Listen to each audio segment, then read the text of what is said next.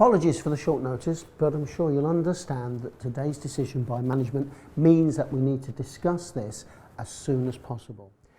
Following this meeting, we'll be making the minutes available to our members. Okay, it's 2 o'clock, so let's get started. So following the announcement this morning by management concerning cross-organisation redundancies, we need to put together a plan of what to do next. It's obviously going to have a huge impact on some of our colleagues. So Laura, you have a copy of the email that was circulated by management. Would you read it out for us so we know exactly what was said? Of course. Dear colleague, following discussions between management and unions last month, we've had no choice but to make cross-organisation redundancy. The attached document sets out our proposed new structure. It also explains why the restructure is necessary and outlines the process to achieve this.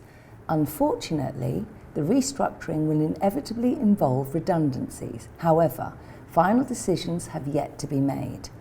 In the next few days, management will write formally to the Union Rep Committee to inform them of the forthcoming redundancies. Meanwhile, if you have any inquiries, please direct them to your union rep. Thanks, Laura. Do we know how many redundancies there'll be? Well, at this stage, in the attached document, it states they plan to make 312 people redundant as of the 1st of May this year. That's only 3 months away. So does the doc mention VR at all? Yes. You have some figures on that, don't you, Laura? Yeah, they're looking for as many people as possible to take voluntary redundancy or early retirement. But of course, at this stage, it's difficult to know how many will volunteer and whether there'll be enough. Anita? Do we know how the numbers are spread amongst the different departments? I asked personnel for the info before I came to this meeting. And according to Sue, there's going to be 215 in manufacturing and 67 in distribution, and the rest are going to be in admin. That's ridiculous. What about management? I bet they're getting off lightly. Well, no, they aren't getting off entirely, as their figures are included in those of admin, although the actual breakdown between management and admin isn't known. Do we know how many are likely to end up being made compulsorily redundant? As I mentioned earlier, I've been through the email, and at this stage, it doesn't mention compulsory redundancy, it just talks about voluntaries, but I'll ask Sue in personnel. All this is just typical. There's nothing we can do. We've been here before. They'll walk right over us as usual. There's been no consultation, and quite frankly, no one will care. We should have done something about this months ago. I don't know what, but there you go. Look, Anita, let's try not to get too negative. I understand where you're coming from, and I know it's difficult. Thanks, Laura. It would be great if you could talk to Sue or as soon as possible. For now, the most important thing is that we have to concentrate on reassuring our colleagues. So we're going to try hard to get those figures reduced and the best possible packages for those who are going to be made redundant. I agree. We need to be careful of those who do accept voluntary redundancy or opt for early retirement.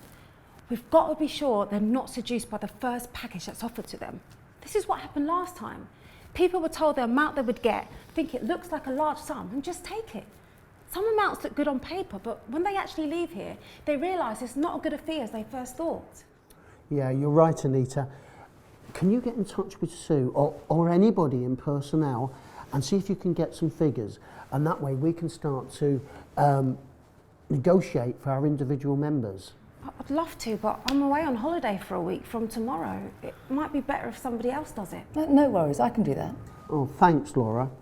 Well, I think that's it for now. I can't really think of anything else at this stage, although I have arranged a meeting for all our members tomorrow morning at 8 o'clock in meeting room B. If you could all make that. We'll copy you into any messages we send while you're off, and we'll meet again same time on Thursday, if that's okay with everyone. Yeah, when we should have all the figures by then. Okay, thanks very much. Thanks, Mark.